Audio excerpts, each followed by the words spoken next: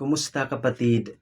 Alam po ba natin na ang ating Panginoon ay ang Diyos ng pagpapala? Alam po ba natin na kapag tayo po ay lumapit at naglingkod sa Panginoon, ay tayo po ay pagpapalain?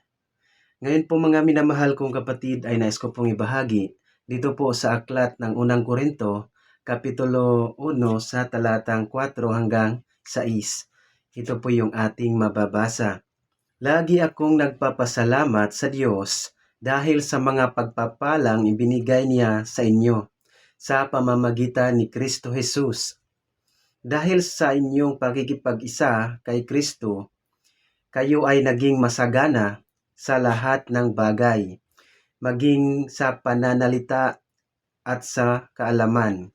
Ang katotohanan tungkol kay Kristo ay pinagtibay sa inyo. Hallelujah!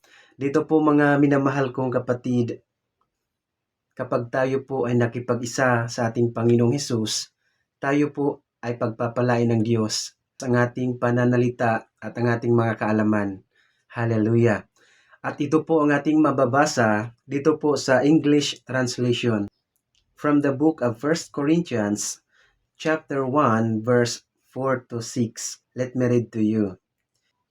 I thank my God always on your behalf, for the grace of God which is given you by Jesus Christ, that in everything ye are enriched by him, in all utterance and in all knowledge.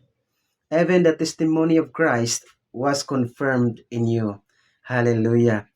Tayo po mga minamahal kong kapatid ang nagpapatunay na ang Diyos ay mapagpala.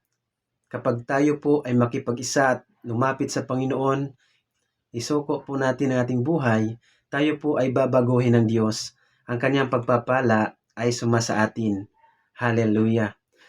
Hanggang dito lamang po mga minamahal kong kapatid. Maraming salamat. Jesus loves you. Bye-bye and God bless.